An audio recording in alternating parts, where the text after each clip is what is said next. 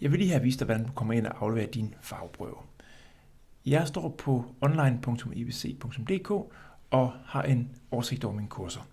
På din side er det jo ikke sikkert, at det ser ud på helt samme måde, afhængig af, hvor mange kurser du er tilmeldt. Den øverste er den, jeg skal ind og aflevere i. Den trykker jeg på og kommer herind. Vi tager udgangspunkt i den, der hedder aflevering af fagprøve. Det er den blå her i midten.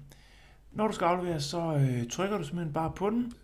Og her kommer du frem til det afleveringsrum, du skal have uploadet din opgave i. Du trykker på linket og kommer ind i afleveringsrummet.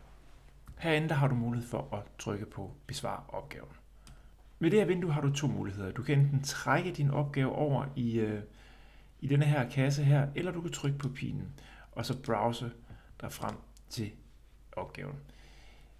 Jeg prøver lige at finde en fil, jeg kan vedhæfte med et skrivebord her, og så har jeg lavet en pdf, der hedder min fagprøve. Og den trykker jeg upload på, så kommer den til at ligge her, og du gemmer ændringer.